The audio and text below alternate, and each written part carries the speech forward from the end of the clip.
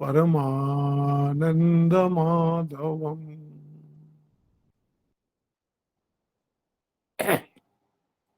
আমরা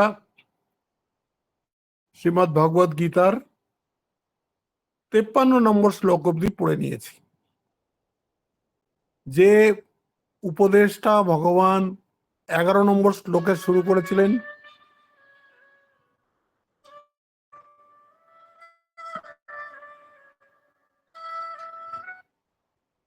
এই যে উপদেশটা ভগবান 11 নম্বর শ্লোকে শুরু করেছিলেন, সেটা এক নাগাড়ে 53 নম্বর শ্লোক অবধি এলো। এই 11 থেকে 53 নম্বর শ্লোক এর মধ্যে কিন্তু গীতার সমস্ত কথা বলে দিয়েছেন। এটাকে বলা হয় এসেন্স অফ এন্টায়ার বেদিক টিচিং। এটা মনে রাখবেন, বেদান্ত নয়, বেদে কি বলেছে সেটাকে ভগবান কনসাইজ করে দিয়েছেন এই 11 থেকে 53 নম্বর শ্লোকের মধ্যে। বেদ তো পড়তে পারবো না আমরা, সে সংস্কৃত আমরা জানি না, তার ভালো ট্রান্সলেশন পাওয়া যায় না, সে বইও পাওয়া যায় না, আরো ভাষাও বুঝতে পারবো না। কিন্তু এখানে ভগবান গীতার এই কটা শ্লোকে 11 থেকে 53 মধ্যে উনি এন্টায়ার বেদিক টিচিংটাকে একেবারে ক্যাপসুল ফর্মে দিয়ে দিয়েছেন। এই জন্যে আমি অনুরোধ করছি সবাইকে যে এই 11 থেকে 53 অব্দি শ্লোক যদি আপনারা মুখস্থ করতে পারেন, তাহলে কিন্তু আপনার পরবর্তী গীতা বোঝাটা খুব সহজ হয়ে যাবে। প্রত্যেকটা গীতার অধ্যায় বা শ্লোককে আপনি এই বেদিক টিচিং এর সাথে কানেক্ট করতে পারবেন। আর যদি সে না করতে পারেন, যদি মুখস্থ না করেন, তাহলে শুনবেন কিন্তু আপনি কানেক্ট করতে পারবেন না। 11 থেকে 53 অব্দি শ্লোক যদি আপনার মুখস্থ থাকে, তাহলে কিন্তু আপনি প্রত্যেকটা, এরকম কেন বলছি, বেদ হচ্ছে মানুষের কল্যাণের জন্য ভগবানের থেকে একটা জ্ঞানের উৎস। যেরকম স্বামীজি বলছেন, বেদ মানে হচ্ছে যেরকম ফিজিক্যাল লজ আছে, পৃথিবীর যেরকম ফিজিক্যাল লজ আছে, lodge of gravitation, lodge of light, lodge of magnetism, যা কিছু লজ আছে ফিজিক্যাল ওয়ার্ল্ডের, ওরম বলছে স্পিরিচুয়াল ল আছে। কেন স্পিরিচুয়াল ল তার থাকার দরকার কি? স্পিরিচুয়াল ল তো তাহলে মানুষ পশু হয়ে যেত, মানুষ বুঝতেই পারতো না যে সে কেন জন্মগ্রহণ করেছে, মানুষ বুঝতেই, ও পশুর মতনই খাওয়া দাওয়া করতো, বংশ বৃদ্ধি করতো, মরে যেত। আর তাই এখন করছেও মানুষ। কেন না? মানুষ বেদ বিমুখ। অন্যদের কথা কি বলো, অন্যরা তো বেদ সম্বন্ধে এখন জানছে, পৃথিবীর কিছু কিছু বিজ্ঞজনরা, আমাদের ভারতীয়রাই জানে না। এই বেদকে বলা হয় ভগবানের নিঃশ্বাস। উনি সৃষ্টি করেছিলেন, তখন এই বেদের এই জ্ঞানকেও উনি দিয়ে দিয়েছিলেন। যেরকম রেডিও ওয়েভ যদি থাকে, আপনার কাছে যদি ট্রানজিস্টার থাকে, তাহলে আপনি সেটাকে ধরতে পারবেন। ফ্রিকোয়েন্সি যদি মিলিয়ে নেন, তাহলে আপনি রেডিও ওয়েভ ধরতে পারবেন। ঘরের মধ্যে সব জায়গায় রেডিও ওয়েভ আছে, কিন্তু আপনারা শুনতে পাচ্ছেন না কেন? আপনার ফ্রিকোয়েন্সি ওর সাথে মেলানো নেই। আপনার কাছে যদি রেডিও থাকে, আপনি যদি ফ্রিকোয়েন্সি মেলান, কোন স্টেশন থেকে কি গান টান হচ্ছে আপনারা সব শুনতে পাবেন। সিমিলারলি এই যে স্পিরিচুয়াল লস, এইটা ঋষিরা একদম ধ্যানের গভীরে উপলব্ধি করেছিলেন। আর যার যেমন উপলব্ধি হয়েছিল, সেই সমস্ত উপলব্ধিগুলোকে বিভিন্ন শিষ্য সম্প্রদায়ের মাধ্যমে আগে মুখে মুখেই চলতো। আমরা মনে করি বেদ মানে হচ্ছে বই। বেদ মানে বই নয়। স্বামী যেটা বারবার বলেছেন, by Vedas no books are meant. হ্যাঁ, it is a vast body of spiritual knowledge. Spiritual knowledge, এটা মনে রাখবেন। বেদের মধ্যে এমন কিছু যদি থাকে, যেরকম লেখা থাকলো যে অমুক জায়গায় একটা নীল পাহাড় আছে, বলছে ওই অংশগুলোকে তুমি নিতে পারবে না, যে যে অংশগুলো স্পিরিচুয়াল সেই অংশগুলোকে তোমাকে বেদের মধ্যে নিতে হবে। এই বেদের হচ্ছে দুটো ভাগ, একটাকে বলে কর্মকাণ্ড, একটাকে বলে জ্ঞান কাণ্ড, মোটামুটি দুটো ভাগ। ওটাকে আরো 4 ভাগও করা যায়, মন্ত্র ভাগ, ব্রাহ্মণ ভাগ, এসব আছে, সেইখানে এখন যাচ্ছি না। কর্মকাণ্ড আর জ্ঞান কাণ্ড। কর্মকাণ্ড কি শেখায়? রিলিজিয়াস ওয়ে অফ লাইফ, কেরম করে ধার্মিক জীবন যাপন করতে হয় সেটা কর্মকাণ্ড শেখায়। বেদ মানে এই না, স্পিরিচুয়াল টিচিংস মানে এই না যে ওটা একদম আদার ওয়ার্ল্ডলি, এই সংসারের নয়। ওটা নানান রকম যজ্ঞের, নানান রকম ক্রিয়ার কথা লেখা আছে, যেগুলো করলে আপনি জাগতিক সুখ পেতে পারেন, সেটাও সেই কর্মকাণ্ডের মধ্যেই আছে। যা কিছু আপনি করবেন সেটা যদি আপনি বেদের অনুসারে করেন তাহলে কি আপনি ধর্মের পথে আছেন। তো এই কর্মকাণ্ড হচ্ছে রিলিজিয়াস ওয়ে অফ লাইফ। এতে কি হবে, এর মধ্যেই সকাম কর্মীও হতে পারে, আরো একটু উন্নত হলে সে নিষ্কাম কর্মীও হতে পারে। সকাম কর্ম, নিষ্কাম কর্ম, রিলিজিয়াস ওয়ে অফ লাইফ। এই কার সম্পা দেখো তো কার অন আছে, হাসছি আমি, আওয়াজ পাচ্ছি। হ্যাঁ দেখছি মহারাজ।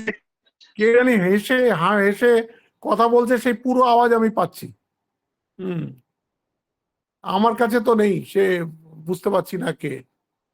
যা হোক, তো তারপরে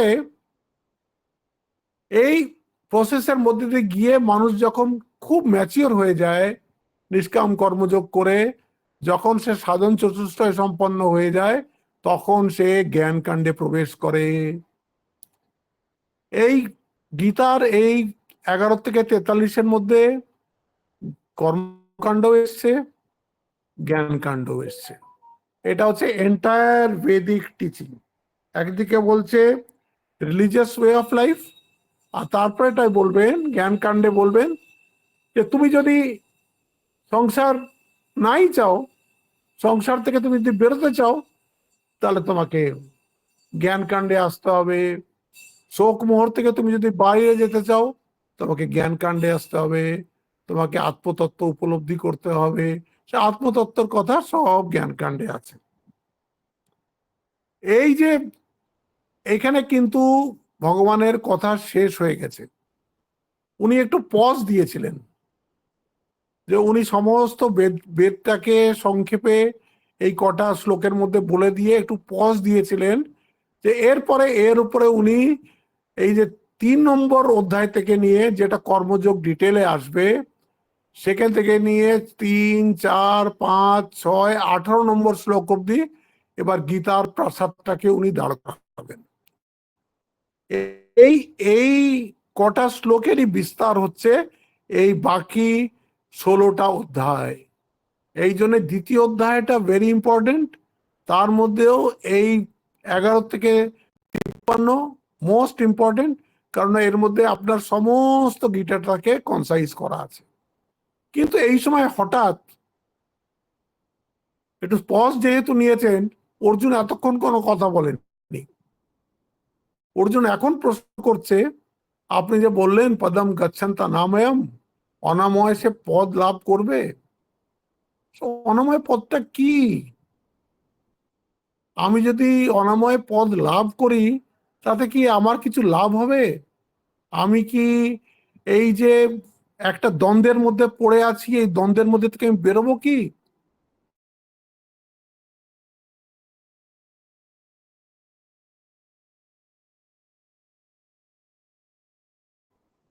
এখানে আপনি ধরে নিন একটা শব্দে জ্ঞানী, সেটাকেই এখানে বলবেন 3টে ভাষা দিয়ে। স্থিতপ্রজ্ঞা, জ্ঞানীকেই বলছে। স্থিতাধি, সেটাও জ্ঞানীকেই বলছেন। সমাধিস্তস্য, সেটাও জ্ঞানীকেই বলছেন। বলছেন এই জ্ঞানের কি লাভ বলুন তো? জ্ঞান যদি কারুর হয়, তার লাভটা কি? তো ভগবান বলবেন বলে এসছেন আগে যে দেখো তোমাকে আমি বলেছি এই জ্ঞান পথে তুমি যদি আসো তাহলে সম্পূর্ণ এই যে তোমার দেহ এবং দেহর বাইরে যা কিছু, এইটা তুমি নয়, এটা তুমি বুঝতে পারবে। তোমাকে দেখো দুটো জিনিস দেওয়া আছে, যেরকম চশমা থাকে এরকম তোমার কাছেও চশমা দেওয়া আছে। একটা চশমা হচ্ছে তোমার শরীর, এই জগতে ব্যবহার করার জন্য তোমাকে একটা শরীর দেওয়া হয়েছে। আর একটা চশমার কাঁচ হচ্ছে তোমার মনটা। এই দুটো কাঁচ দিয়ে তুমি সংসারটাকে দেখো। তুমি জানো এই দুটো দিয়ে আমি সংসারে ব্যবহার করার জন্য আমাকে বিধাতার থেকে এই দুটো দেওয়া হয়েছে। এটা যখন আমি জেগে থাকি তখন আমি এই শরীরটারও ব্যবহার করি আর মন রূপী চশমাটাকেও ব্যবহার করি, দুটো কাঁচকে ব্যবহার করি। যখন আমি ঘুমিয়ে স্বপ্ন দেখি তখন শরীর রূপী কাঁচটা ব্যবহার হয় না, কিন্তু মন রূপী চশমাটা থাকে, তখনও একটা কাঁচ থাকে। কিন্তু যখন আমি সুষুপ্তিতে যাই, গাঢ় নিদ্রায় যাই, সেখানে চশমা থাকে না, কিন্তু আমি থাকি। তাই জন্যই তো আমি ঘুম থেকে উঠে বলতে পারি কিচ্ছু বুঝতে পারিনি। বুঝতে পারবে কি করে? মন তো তখন যার ছিলই না, শরীরটাও তখন কোথায় ছিল তুমি জানতে না। প্রত্যেক মানুষের এই অবস্থাটা রাত্রে আসেই, অল্প সময়ের জন্য হলেও এটা আসবে। ভগবানের তরফ থেকেই এই তিনটে অবস্থা মানুষকে দেওয়া আছে: জাগ্রত অবস্থা, স্বপ্ন অবস্থা, সুষুপ্তি অবস্থা। জাগ্রত অবস্থায় তো ধরুন আপনার চশমার দুটো কাঁচই ব্যবহার হচ্ছে, অতএব এই সময় আপনার আমি, তখন এই আমিটা এই শরীর আর মনের সাথে একাত্ম হয়ে গেছে, তখন আমির খবরটা নেওয়া খুব কঠিন হয়ে যায়। যখন আপনি ঘুমিয়ে স্বপ্ন দেখছেন তখনও আপনার মনের দরজা খোলা আছে, তাতেও কঠিন হয়ে যায়। আর তখন বিচার করার শক্তি থাকে না, যা মন যা যা কিছু দেখায় সেটা আপনি দেখেন। কিন্তু যখন আপনি গাঢ় ঘুমের মধ্যে চলে যান, সেইখানে আপনি বুঝতে পারেন আরে সেখানে তো আমার শরীরও ছিল না, সেখানে তো আমার মনও ছিল না, কিন্তু আমি তো ছিলাম। তাহলে বোঝা যাচ্ছে এই শরীরটাও তুমি নও, এই মনটাও তুমি নও। তুমি শরীর, মন এই দুটোর থেকে একদম আলাদা, তুমি আত্মা। এটা তোমাকে আমি একদম 11 নম্বর শ্লোক থেকে নিয়ে 30 নম্বর শ্লোক অব্দি আমি এইটাই বুঝিয়েছি। তখন অর্জুন বলবে আচ্ছা, তার মানে হচ্ছে আত্মজ্ঞান মানে হচ্ছে সেলফ ডিসকভারি। হ্যাঁ, আত্মজ্ঞান মানে হচ্ছে তোমার প্রকৃত পরিচয় কি, তোমার প্রকৃত স্বরূপ কি, সেইটা তোমার জানা। এটা তুমি জাগ্রত অবস্থাতেও জানতে পারবে না, যেটা তুমি সমাধি অবস্থাতেও জানতে পারবে না, আর সুষুপ্তি অবস্থাতেও তুমি জানবে না। কিন্তু তুমি এইটা বুঝতে পারো যে সুষুপ্তিতে সবকিছু ঘুমিয়ে গেলে একজন ঘুমায়নি, কে জানলো আমি ভালো করে ঘুমিয়েছিলাম, তারপরে সে তো জেগে আছে। ঘুমের সময় তোমার সেটা জানবার উপায় থাকে না। কিন্তু জাগ্রত অবস্থায় মানে তুমি যখন সজাগ আছো, সেই সময় যদি শরীরও কোনো কাজ না করে, মনও যদি কোনো কাজ না করে, তুমি যদি কোনো কোনো এক্সপিরিয়েন্স তোমার হচ্ছে না, কিন্তু তুমি তখন একদম পূর্ণভাবে জেগে রয়েছো, তখন ওটা তুমি আত্মায় জেগে আছো। এরকম ভাবে যে আত্মায় জাগে তাকে বলা হয় জ্ঞানী, তাকেই বলা হয় স্থিতপ্রজ্ঞ, তাকেই বলা হয় সমাধিস্থ, তাকেই বলা হয় স্থিতধী। এই সব একজনেরই নাম। তখন ইনি বলবেন, অর্জুন প্রশ্ন করবেন, স্থিতপ্রজ্ঞস্য কা ভাষা সমাধিস্তস্য কেশব স্থিতধী কিম প্রভাসেত কিমাসীত ব্রজেত কিম। অর্জুনের প্রশ্ন হচ্ছে যে আপনি তো বললেন নির্বিকল্প সমাধিতে আত্মজ্ঞান হয়, তো আত্মজ্ঞান হওয়ার পরে সে তো বুদ্ধিতেও হয়, সমাধির থেকে তো সে বুদ্ধিতেও হয়, সমাধির থেকে তো সে সমাধি ভঙ্গ হয়, তো কিন্তু সে আত্মজ্ঞানী হয়ে গেছে। আমরাও ঘুম থেকে উঠি, স্বামীজি বলছেন a fool enter into a deep sleep and comes out a fool, a fool enters into samadhi comes out as a wise man. সমাধির থেকে আর ঘুমের থেকে এতটা ফারাক। আমরা রোজই সমাধিতে ডিপ স্লিপে যাই, কিন্তু রোজই সেই বুদ্ধটাই উঠি। কিন্তু যদি একবার সমাধি হয়ে যায়, তাহলে তো আমরা সেই মানুষটা থাকবো না। তো অর্জুনের প্রশ্ন এইটাই, এই যে সমাধি বুদ্ধিত যে মানুষটা, যার আত্মজ্ঞান হয়ে গেছে, সে ব্যবহার কি করে করে? কারণ তো জগতের সাথে ইন্টারাকশন তো করবে, কিভাবে চলে, কিভাবে কথা বলে, এইটার বলার মানেই হচ্ছে তখন যখন ও জগতে এসে গেছে, তখন তো জানো জগতে নানান রকমের অ্যাকশন রিয়াকশনের মধ্যেই তো সে রয়েছে। তো তাহলে ও ব্যবহারটা করে কি করে? এটা হচ্ছে 1 নম্বর প্রশ্ন। তাকে আমি চিনবো কি করে? তারপরে ওর অর্জুনের দ্বিতীয় প্রশ্ন এবং আমাদেরও সবার প্রশ্ন, যে আমরা যদি আধ্যাত্মিক পথে আমরা সবাই চলছি, তো আমাদের তো জানতে ইচ্ছে করে যে আমরা ঠিক ঠিক পথে এগোচ্ছি কিনা, আমাদের সত্যি কিছু উন্নতি হচ্ছে কিনা। অর্জুনেরও সেই একই প্রশ্ন, যে আমি যে আমার মধ্যে যদি কিছু ট্রান্সফরমেশন এসে থাকে আপনার এই জ্ঞান অনুসারে, যেরকম আপনি বললেন এই কর্মযোগ আর জ্ঞান যোগ দিয়ে যেরকম ভাবে আমাকে বললেন, আমি বুঝবো কি করে? তো এই যে কটা শ্লোক আসছে 54, 55 থেকে নিয়ে 72 অব্দি, এটাকে বলে স্থিত প্রজ্ঞ লক্ষণানি স্তোত্রম। হ্যাঁ, এইটাতে দুটো জিনিস আছে, স্থিতপ্রজ্ঞের লক্ষণও আসবে আর স্থিতপ্রজ্ঞের সাধনাও আসবে। স্থিতপ্রজ্ঞ সাধনানি আর স্থিতপ্রজ্ঞ লক্ষণানি, এটাতেই কি সাধন করলে পরে তুমি স্থিতপ্রজ্ঞ হবে, আর তুমি কি করে বুঝবে যে তুমি কতটা এগিয়েছো বা তোমার স্থিতি কোথায়, সেই লক্ষণগুলো তোমার এর মধ্যে দেওয়া থাকবে। এটা আমাদের প্রত্যেকের কাছে একটা সেলফ চেক। এই শ্লোকগুলো যদি আপনি মুখস্থ করে নেন, এই যে 55 থেকে 72 অব্দি, এটা আপনার সেলফ চেক হয়ে যাবে। যে গীতা বলেছে যে যদি একটা পারফেক্ট ম্যান হয়, যদি একটা জ্ঞানী হয়, যদি একটা ওয়াইজ ম্যান হয়, তাহলে তার মধ্যে এই এই লক্ষণ দেখা যাবে। শঙ্করাচার্য তার ভাষ্যে লিখছেন, যেটা জ্ঞানীর ন্যাচুরাল স্বভাব, হ্যাঁ, জ্ঞানী মানুষের যেটা ন্যাচুরাল স্বভাব, সাধকের কাছে সেটাই সাধনা, যাতে সেও সেই সাধনা ফলো করে, সেই স্বভাব ফলো করে সেও যাতে স্থিতপ্রজ্ঞ অবস্থায় পৌঁছতে পারে।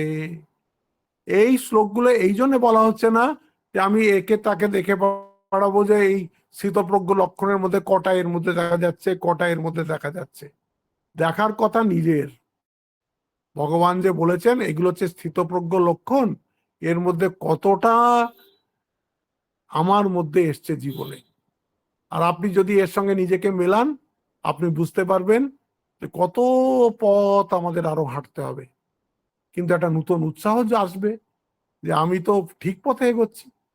কারণ আমাকে এই এই এই অবস্থা যেগুলো স্থিতপ্রজ্ঞ লক্ষণে রয়েছে, সে অবস্থা তো আমার আসেনি, এটা আমার আসতে হবে। তো এই এইখান থেকে ভগবানের উত্তর শুরু হবে।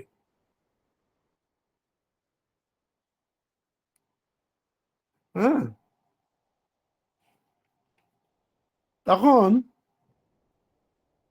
এই একটাই উনি বললেন যে ইয়ানি স্থিতপ্রজ্ঞস্য লক্ষণানি তানি মুমুক্ষু সাধনানি। স্থিতপ্রজ্ঞের যার সব লক্ষণ, মুমুক্ষু ব্যক্তির সেটাই সাধনা। হ্যাঁ, এখন সেইটাই শুরু হচ্ছে। এইবার ভগবানের কথা শুরু হচ্ছে। উনি বলছেন প্রজহাতি যদা কামান পার্থ এটা হঠাৎ করে ভুলেও যাই।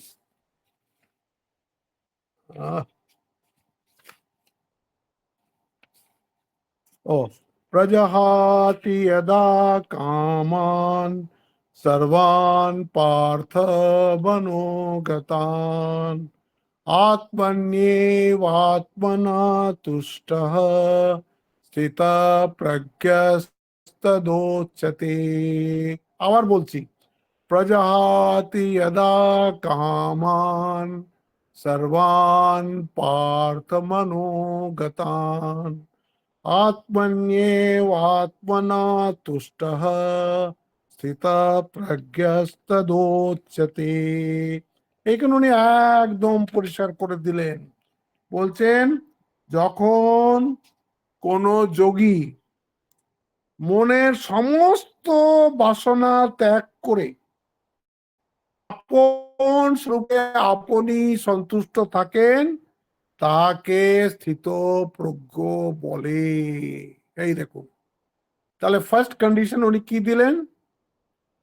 প্রজহাতি যদা কামান সর্বান। কামান সর্বান কেন বললেন? কামনা দেখুন দু রকম ভাবে আমাদের মধ্যে আসে। একটা হচ্ছে গ্রস রূপে, আমরা চোখ দিয়ে কিছু দেখছি, মনে করছি এতে সুখ আছে। ভালো ভালো খাবার দেখলাম চোখ দিয়ে, গন্ধ শুকলাম নাক দিয়ে, এটা খুব দারুণ। এটাকে বলে বেদান্তের ভাষায় শ্রবণ অভ্যাস। হ্যাঁ, এটা কিসের থেকে জন্মায়? অজ্ঞান থেকে জন্মায়। অজ্ঞান যেই আসবে ইন্দ্রিয় বহির্মুখ হয়ে যাবে, আর তখন এই রূপ রস স্পর্শ গন্ধ শব্দ এইগুলোর দিকে মন যাবে। আর এইগুলোর দিকে মন গেলেই তখন মনে হবে এগুলোর মধ্যে সুখ আছে, এগুলোর মধ্যে সুখ আছে। তখন এটাকে বলি আমরা কামনা।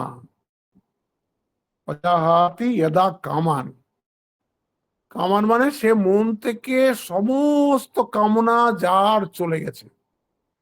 তো আরেকটা শব্দ আছে বাসনা। এই সর্বান বলছে না, সর্বানটা হয়েছে কারণ অনেকগুলো তো আমাদের ওপরের সার্ভেসে কামনা রয়েছে। হ্যাঁ, যেগুলো আমরা গ্রস কামনা, যেগুলো আমরা বুঝতে পারি, কিন্তু অনেক আমাদের ভেতরেও সুপ্ত কামনা রয়েছে, যেগুলো আপনি জানেনই না, আপনার নিজেও যেগুলো আপনার মধ্যে আছে, কিন্তু যখন ওরকম সিচুয়েশন আসে তখন ওটা বেরিয়ে পড়ে। তখন মনে হয় আরে আমার মধ্যে এটাও ছিল। হ্যাঁ, এইরকম ভেতরে লক্ষ লক্ষ লক্ষ লক্ষ কামনা বাসনা আমার ভেতরটা এত গজ গজ গজ গজ গজ গজ করছে। এই যে জ্ঞানী মানুষটা, সে বুঝে গেছে যে এই যে কামনা বাসনা এটা আত্মার ধর্ম নয়। আত্মা তো চিদানন্দ রূপ শিবোহম শিবোহম, এটা তো মনের ধর্ম। মন তো অজ্ঞানের কার্য। এখন অজ্ঞানে কি হয়? অজ্ঞান যদি থাকে, বলছে যেটা অনিত্য, অজ্ঞান দেখুন কেমন ভাবে ধাঁধায় ফেলে। যেটা অনিত্য সেটা নিত্যবোধ হবে। শরীরটা অনিত্য, রিলেশনশিপ গুলো অনিত্য, ঠিক কিনা? কিন্তু আমরা মনে হচ্ছে নিত্য, এরকমই থাকবো, শরীরটা আমার এইরকমই থাকবে, আমাদের রিলেশনশিপ গুলো এইরকমই থাকবে। এই অনিত্যে নিত্যবোধ এক নম্বর। দুঃখে সুখ ভোগ। হ্যাঁ, অ্যাকচুয়ালি কিন্তু জিনিসটা দুঃখদায়ী, কিন্তু আমরা ভাবছি এটা আমাকে খুব বেশি সুখ দেবে। এ অজ্ঞানের কার্য। তারপরে বলছে অশুদ্ধিতে শুদ্ধিত শুদ্ধি ভোগ। শরীরটা তো একেবারে মহা অশুদ্ধ, গু মুখ দিয়ে ভর্তি, ভেতরটা পুঁজ রক্ত। এই ওপরের মলারটা খুলে দিলেই আর দিকে তাকাতে ইচ্ছে করবে না। সেটাকে আমরা শুদ্ধ করে খুব আমরা মেজে ঘষে একদম বাইরে থেকে সুন্দর দেখিয়ে আর আমরা ভাবছি খুব শুদ্ধ হয়ে আছি। অশুদ্ধতে শুদ্ধ ভোগ। আর একটা হচ্ছে জড়ের মধ্যে চেতন বুদ্ধি। শরীরটা জড়, মনটা জড়, এরপরে আত্মার আলো পড়েছে বলে এটা চেতনের মতন মনে হচ্ছে, আমি মনে করছি আমি চেতন। এটা হচ্ছে অজ্ঞানের কার্য। বলছে বিষয় ভোগের ইচ্ছাই কামনা। কামনা মানে হচ্ছে বিষয়টা কি, এই বলছে রূপ রস গন্ধ স্পর্শ শব্দ ভোগের ইচ্ছা কামনা। আবার নিজের দেহকে সুন্দর রাখা, ফিটফাট রাখা, খুব সেন্ট ফেন্ট মাখা, একদম প্রেজেন্টেবল করে রাখা, এইটাও সেই অজ্ঞান থেকেই আসে। তো এতটা আপনাদের যেতে বলছি না, আপনারা সংসারে থাকেন, ওগুলোতে আপনাদের মিনিমাম টুকু তো করতেই হবে।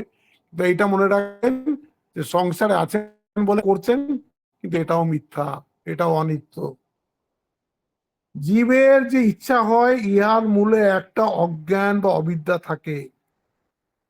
এই অজ্ঞানের প্রভাব এত যে যা স্বরূপত সুন্দর, যা স্বভাবত রমণীয় দর্শন, অজ্ঞান তাহাকে ভুলাইয়া দেয়। ওই যে আমরা পড়ি না ভাগবতে, ঋতে অর্থম ইয়ৎ প্রতীয়েত না প্রতীয়েত চাত্মনি তদ বিদ্যাদাত্মনো মায়াম যথা ভাসো যথা তমঃ। যেটা সত্যিকার সুন্দর, যেটাকে আমরা সচ্চিদানন্দ বলি, ভগবান বলি, তাকে দেখা যাচ্ছে না। আমরা দেখতে পাচ্ছি রূপ রস শব্দ স্পর্শ গন্ধের এই জগৎটাকে, এটাকে সুন্দর মনে করে বসে আছি। এটা তো কোনোটাই এর মধ্যে সুন্দর নয়। যে মেয়েটা আজকে খুব সুন্দর, তাকে 50-55 বছর পরে এসে দেখো, তোর মনে হবে এই সেই ভদ্র মহিলা। হ্যাঁ, যে তখন নিজের দিয়ে একটা দুনিয়া কাঁপাতো। আসে এই ফেসবুকে কখনো কখনো আসে ইস্টার ইয়ারের যারা হিরোইন, তাদের এখনকার ছবি আসে, যে এখন তারা কেমন দেখতে হয়েছে, চেনা যায় না তাদেরকে, এরকম হয়ে গেছে। এই কদিন আগে আমি ওই বৈজয়ন্তীমালার একটা ছবি দেখলাম, ওর 90-র ওপরে বয়স হয়ে গেছে, মেড্রাসে আছে, এখনো মারা যায়নি, আর খুব ইউথফুল। ও একটা ওরই কোন একটা সিনেমার গানে ওই যতটুকু নড়াচড়া করতে পারছে সেই দিন নাচছে, আর লোকেরা খুব আনন্দ পাচ্ছে, ভেতর থেকে সে খুব নিজেকে স্ফূর্তি আছে তার। কিন্তু তখন মনে হচ্ছিল এই সেই বৈজয়ন্তীমালা। হ্যাঁ, এইরকম সবটাই অসুন্দর, কিন্তু সুন্দরের মতন দেখাচ্ছে। এইটা হচ্ছে মায়ার কার্য। একেই বলে শোভনোদ্দাস। শোভনোদ্দাস জন্মাইয়া দেয়। সেই জন্যে রূপ রস গন্ধ স্পর্শ শব্দাদি সুন্দর দেখায়। দেহটা মাংস বসাদি বিকার হইলেও তা সুন্দর দেখায়।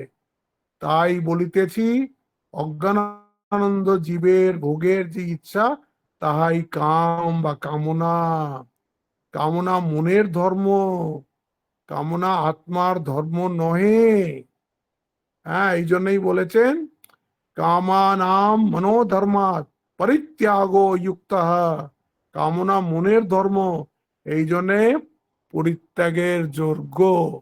যে জ্ঞানী হয়েছে সে দেখে আমি তো আত্মা, সেই জন্য সে এই শব্দ স্পর্শ রূপ রসগন্ধে এর ফাঁদেও পড়ে না। আর এই আত্মজ্ঞান হওয়ার সময় তার এই সূক্ষ্ম সূক্ষ্ম বাসনা যা আজ কিছু ছিল, সেগুলো সব দগ্ধ হয়ে গেছে, দগ্ধ বীজ হয়ে গেছে। সে আসবে গীতাতে আগে, তার কোনো রকম কামনা বাসনা থাকে না। এই জন্য বলছে প্রজাহাতি যদা কামান সর্বান পার্থ মনোগতান। সর্বান, সর্বান মানে যেটা উপরে দেখা যাচ্ছে স্থূল রূপে, আর যেটা সূক্ষ্ম সূক্ষ্ম ভেতরে আছে। বলে যাবে কি করে, যাবে কি করে এটা? বলছে তুমি একান্ত ভগবানের শরণাগত হয়ে যাও। ভগবান কিন্তু চির সুন্দর, ভগবান চৈতন্য স্বরূপ।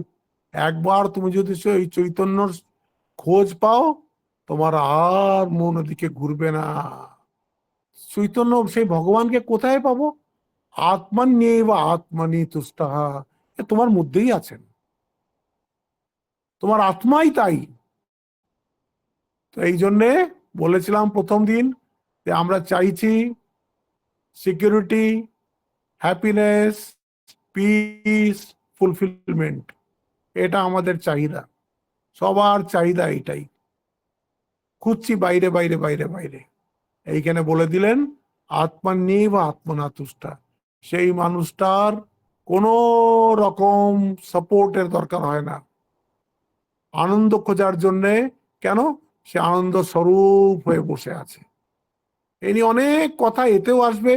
এই যে দেখছেন না, এই যে স্থিতপ্রজ্ঞ লক্ষণানি বলল দ্বিতীয় অধ্যায়ের শেষে, আবার ভগবান এটা ভক্ত হিসেবে যে ভক্তি লাভ করে ফেলেছে সেই ভক্তের মধ্যে কি কি লক্ষণ দেখা যায় সেটা 12 অধ্যায়ে বলবেন যে এই এই ভক্ত আমার প্রিয়। সেখানেও দেখবেন এই স্থিতপ্রজ্ঞ লক্ষণই আরেকভাবে বলা আছে। আপনি এর আগে এখানেই পড়েছেন ত্রৈগুণ্য বিষয়া বেদা নিস্ত্রৈগুণ্য ভবার্জুনা নির্দ্বন্দ্ব নিত্য সত্ত্বস্থ নির্যোগ ক্ষেম আত্মবান। ওখানেও বলেছে ত্রৈগুণ্য বিষয়া বেদা নিস্ত্রৈগুণ্য ভবার্জুনা। 14টা অধ্যায়ের নাম হচ্ছে গুণত্রয় বিভাগ যোগ।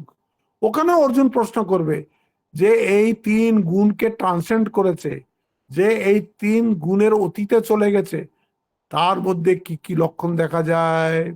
সেইখানেও ভগবান আবার বলবেন যে কথা উনি এই দ্বিতীয় অধ্যায়ের শেষে স্থিতপ্রজ্ঞ লক্ষণ হিসেবে বলছেন, সেই কথাই আরেক রকম ভাবে ভক্তি যোগে একটা ভক্তের লক্ষণ হিসেবে বলবেন। তখন আপনি বুঝতে পারবেন যে আমরা যে আমাদের ভক্ত বলি, আসল ভক্ত গীতাকে বলছে। আর তারপরে এই যে বলছে 3 গুণের পারে যাও, ঠাকুরের কথাও আছে, গীতারও কথা আছে, নিস্ত্রায় গুণ নিয়ে ভবার্জুনা, সেইটা 14 অধ্যায়ের শেষেও আছে।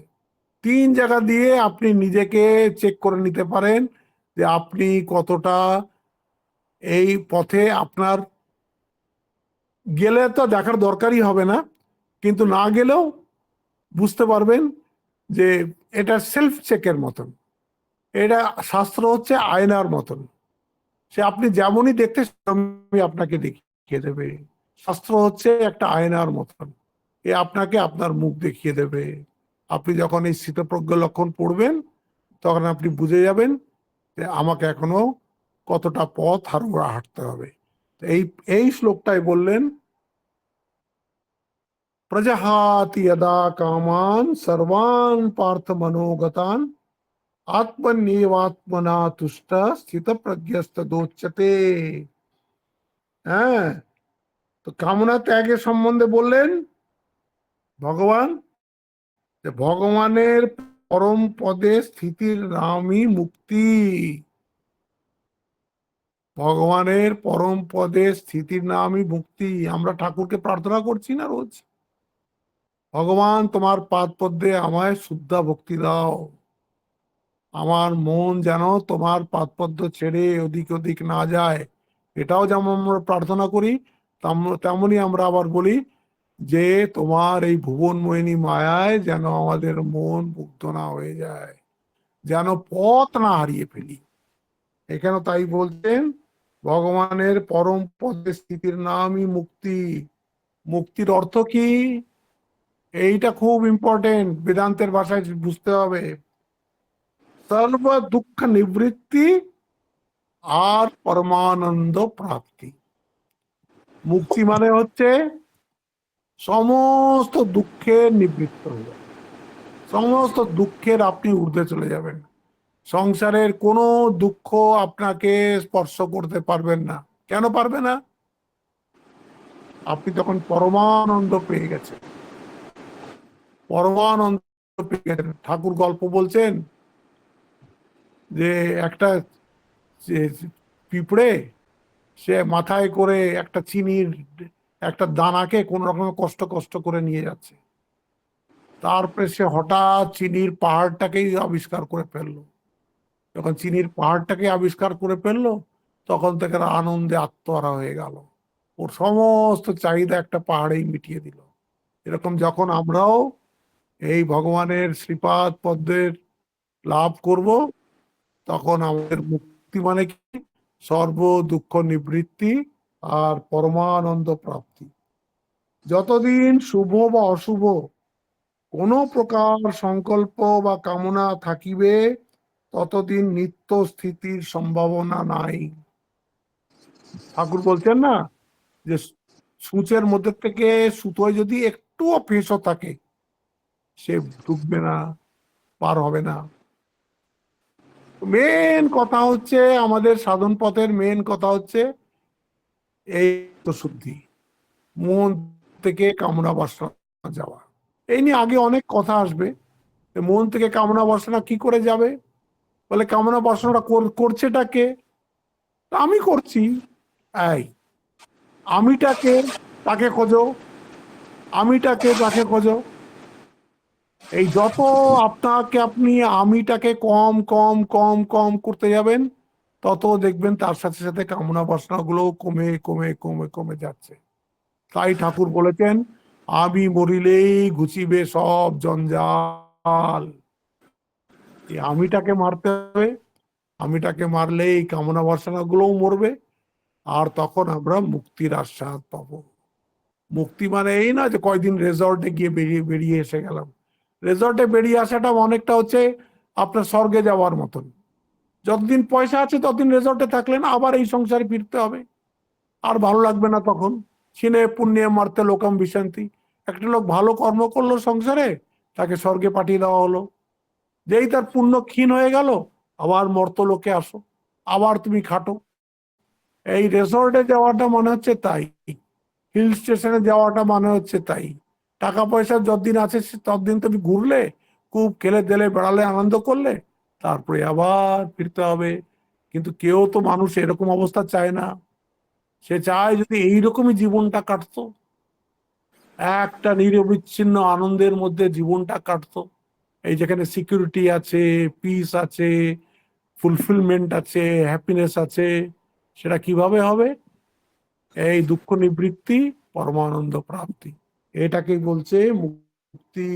আর যতদিন একটুও এই ইগো আছে, ইগো রিলেটেড কামনা বাসনা আছে, ততদিন এই অবস্থা পাওয়া যাবে না। হুম।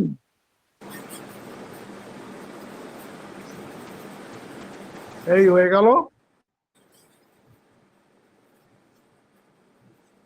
এই তারপরে বলছেন এখানে যে দেখো, আমরা এটা বুঝে গেলাম ভালো করে।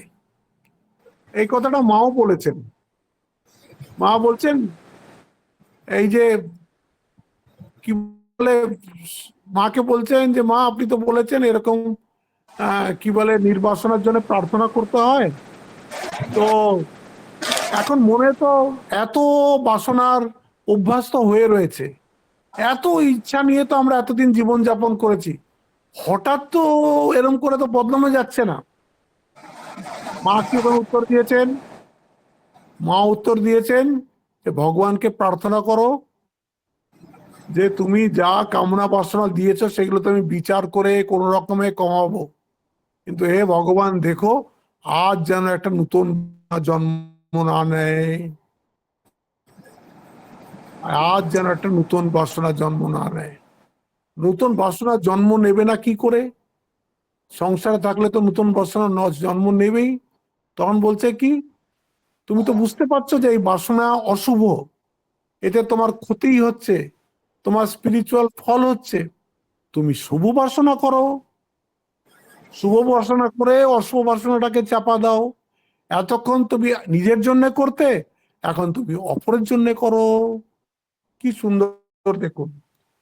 বলছেন সর্ব কামনা শূন্য হইতে পারো না, শুভ কামনা করো। হ্যাঁ, শুভ কামনা করো। শুভ কামনা করলে কি হবে? শুভ কর্ম হবে। শুভ কর্ম হলে কি হবে? আস্তে আস্তে তুমি যে রজগুণে আছো, তুমি আস্তে আস্তে সত্যগুণে আসবে। তুমি লাস্ট জাম্পের জন্য রেডি হয়ে যাবে। সত্যগুণের পরেই হচ্ছে নিস্ত্রায় গুণ নিয়ে ভবার্জুনা। তমগুণ থেকে নিস্ত্রায় গুণ নিয়ে হওয়া যায় না। রজগুণ থেকে কেন? তমগুণ হচ্ছে স্পিরিচুয়ালি ডিগ্রেডিং, রজগুণ হচ্ছে স্পিরিচুয়ালি স্ট্যাগনেটিং, সত্যগুণ হচ্ছে স্পিরিচুয়ালি আপলিফটিং। তো সত্যতা আসতেই হবে, আর তার জন্য রিলিজিয়াস ওয়ে অফ লাইফ। এই রিলিজিয়াস ওয়ে অফ লাইফ দিয়ে তুমি সত্য গুণে এলে, শুভ কর্ম করলে, শুভ চিন্তা করলে, আস্তে আস্তে আস্তে আস্তে তুমি সত্য গুণের মধ্যে স্থিত হয়ে যাবে। সেখান থেকে ভগবান দূরে নয়। যেরকম ঠাকুরের গল্প আছে, সেই তৃতীয় ডাকাত একদম বাড়ি অব্দি পৌঁছে দিয়ে এলো। বলো, ওই যে দেখো তোমার বাড়িটা দেখা যাচ্ছে, এবার তুমি চলে যাও। বলে, তুমি আমার এত উপকার করলে, তুমি আমার ঘর অব্দি আসবে না? বলছে, না না, ওখানে যাওয়ার আমার জো নেই, পুলিশ ধরে নেবে। সত্যগুণও দেখুন, sattvaguna is very helpful, very very helpful, but it cannot take you up to the goal. এক সময় সেটা ভগবানের কৃপাতেই হয়। এটা নিয়ে বেশি চিন্তা করতে হবে না। আমরা কি করতে পারি?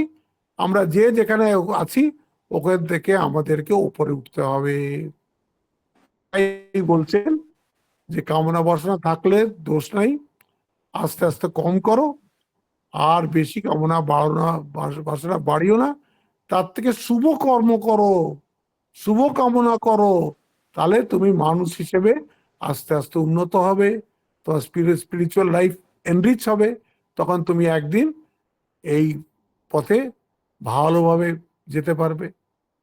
এইটা হচ্ছে প্রথম শ্লোক। এখন টাইম হয়ে গেছে না শম্পা?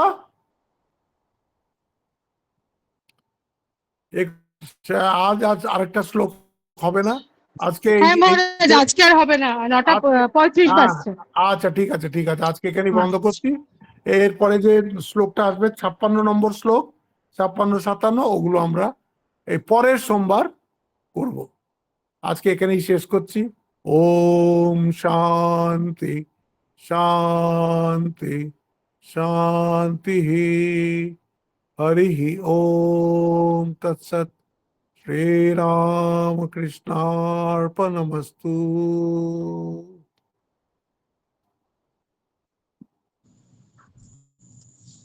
প্রণাম মহারাজ।